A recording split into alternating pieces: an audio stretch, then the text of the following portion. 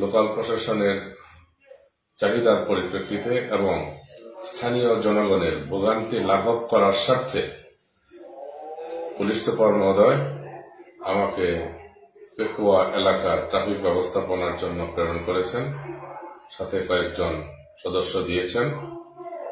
হাতে গোনা অল্প সংখ্যক গুটি কয়েক সদস্য নিয়ে আমরা ট্রাফিক ডেভেলপমেন্টের কাজ শুরু করতে যাচ্ছি। সর্বস্তরের জনগণের সার্বিক সহযোগিতা এবং দোয়া প্রত্যাশা করতেছি। দেশটা সবার, সবাই মিলে আমরা ট্রাফিক আইন তথা সকল আইন মেনে চলব, ট্রাফিক পুলিশকে এবং থানা পুলিশকে সহযোগিতা করব, যাতে আমরা জনগণকে সন্তোষজনক স্যাটিসফ্যাক্টরি সেবা দিতে পারি। ধন্যবাদ। সর্বপ্রথম আমি আগেও বলছি, আইন মেনে চলবেন, ট্রাফিক আইনটা মেনে চলবে।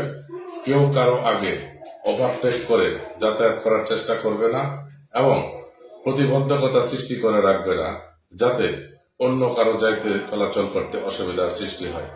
আর যে সমস্ত বেপরোয়া গাড়ি আছে আর যে সমস্ত অবৈধ গাড়ি যেগুলো রয়ে গেছে, আইন বহির্ভূতভাবে চালানোর চেষ্টা করে, ড্রাইভিং লাইসেন্স নাই, সেগুলোর বিরুদ্ধে আমরা ট্রাফিক আইনে ব্যবস্থা নেওয়ার চেষ্টা করব।